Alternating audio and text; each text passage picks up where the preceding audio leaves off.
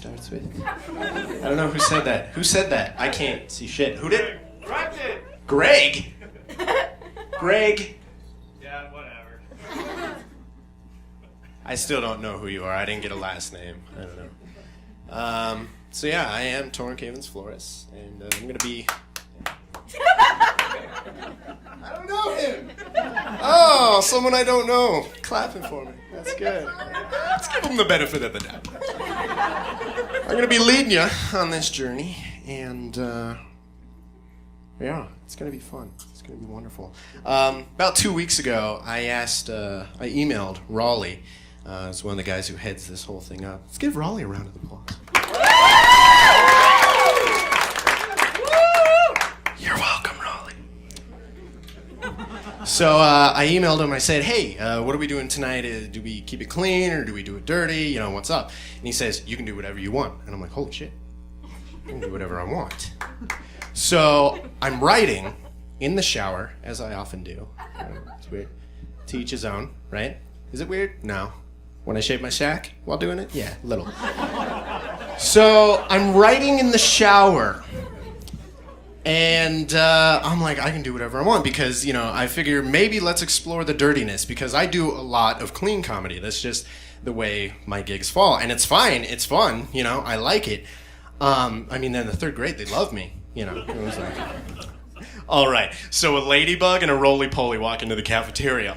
And the lunch lady says, hey, what are you doing in here? Get back in the mashed potatoes. I know. Thank you. Now, this next joke I wrote for you in the shower. I don't tell them that. But, yeah, so, like I said, might explore the dirtiness a little bit. Maybe later in the show, the ladybug will walk into the cafeteria with a roly-poly strap on, do something dirty to the lunch lady. That's obviously covered in mashed potatoes. So, be prepared for that. Show us your balls. Just kidding. He won't do it. Oh my God, he's doing it.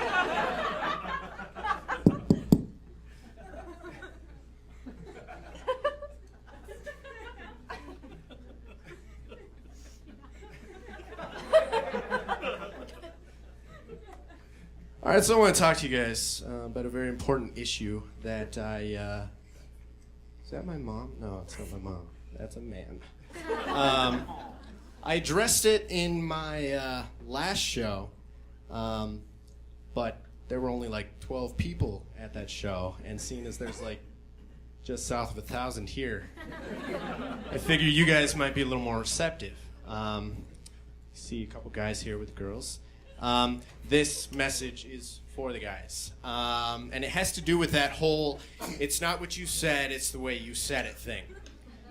Folks, I know that sounds like a cliche, and it is, but my last girlfriend, who was kind of a bitch, she used it as a fallback all the time. Didn't matter what we were fighting about, she would use it. It's not what you said, it's the way you said it. Now guys, I have a way to combat that. Okay, and it's called fighting fire with fire. And I know that phrase doesn't really make any sense. You know, you see a fire in the woods and you're like, oh my God, it's a fire. Let's extinguish that and throw water on it and get it out as quickly as possible. No.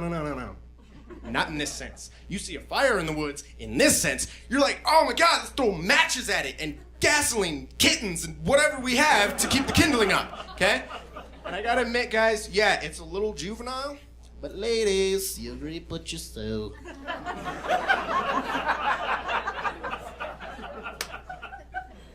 So here's the scenario.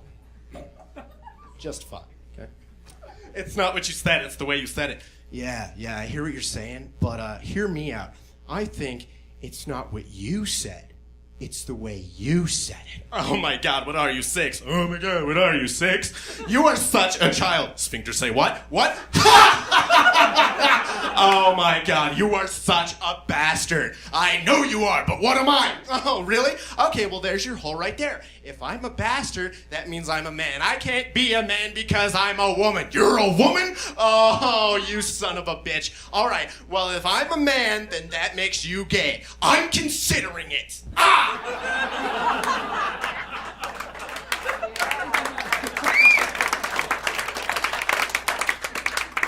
I like that applause here, even from the ladies. It was good. And my other show, you know, all the guys were like, The one single guy that was there, the others were with their wives, and they're like, dude, no. Not tonight. All right, I want to try something real quick. I want to feel what it might be like to be one of the main comics in this show. So hold on. Give me some applause.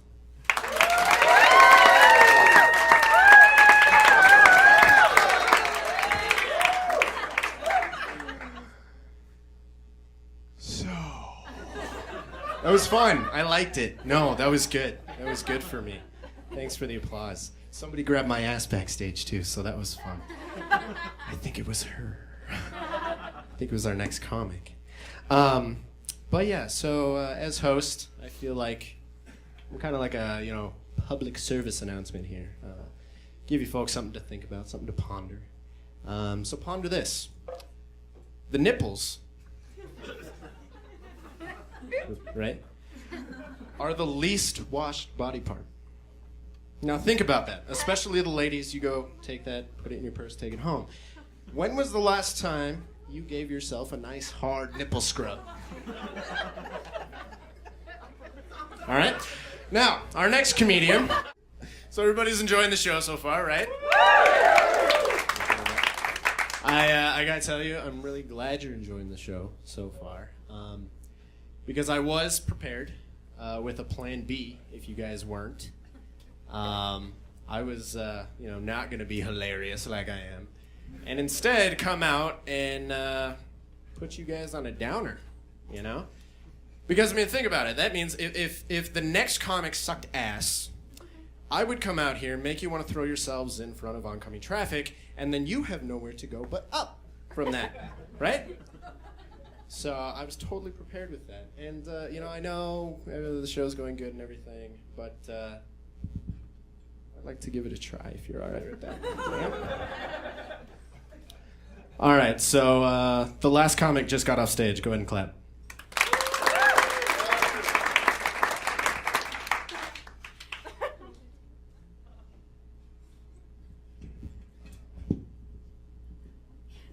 That was great. Let's give another. No, you know what? I don't.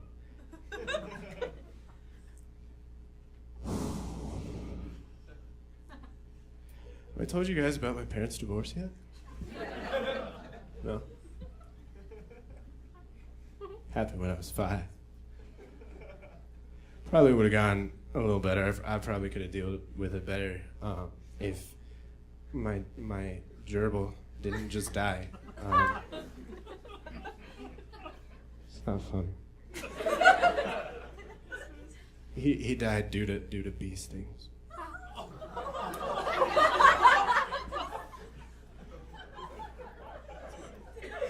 It's also not really that funny because I originally wanted a dog, but we were poor, and my dad was like, "Hey, it's a gerbil. We'll still build a doghouse for him."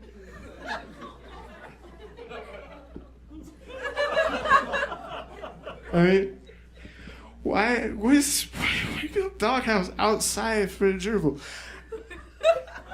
And it was full size. I mean, I could see if it was like inside the house, you know, like, oh my god, it's cute, you know, outside, and then built the nest, and then came on, it was awful. So, you guys are great. Does anyone have any heroin?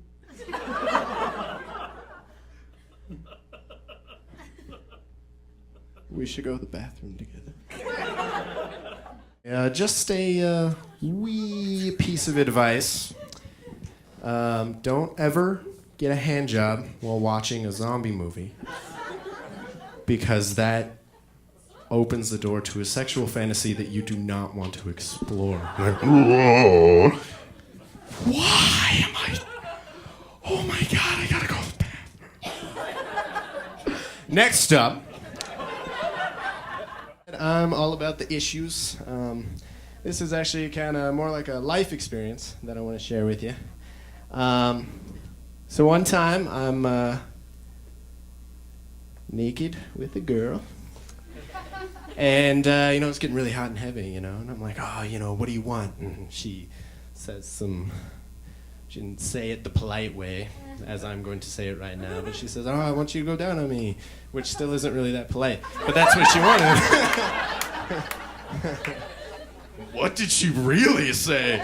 Nothing. She just went, ah.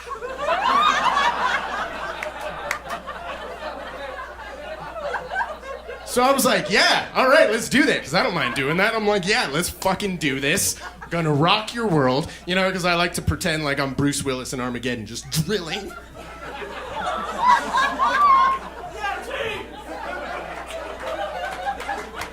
Hey guys, guess what? I always make my depth. Anyway, I'm like, yeah, let's do that, so I go down and, start opening the pants and everything, and I pull open the underwear, and it's like being in a mosh pit at the Apollo. I'm like, whoa, okay, all right, that's a lot of hair there.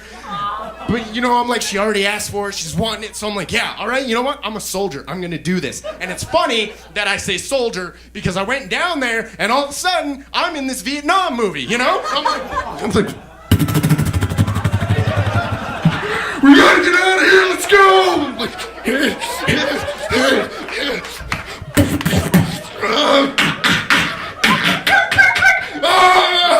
Martin Sheen's running next to me.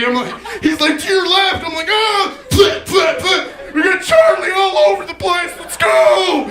Get out of here. They're like, we gotta get out of here before they nape the place.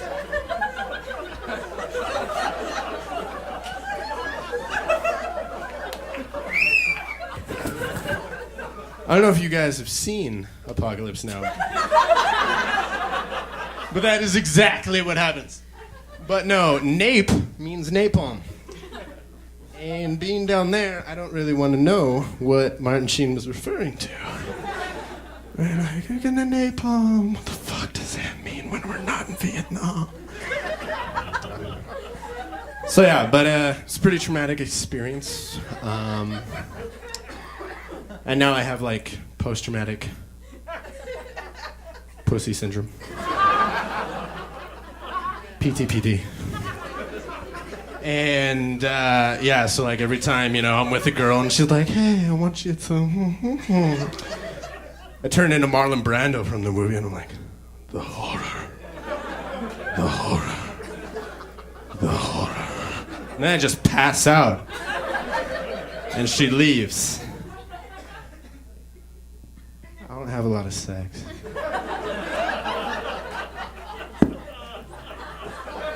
You guys didn't need to know that. I'm up here making you guys laugh. I could be like, I get sex all the time. You can tell that I don't, though, because I said I get sex. I am on a roll.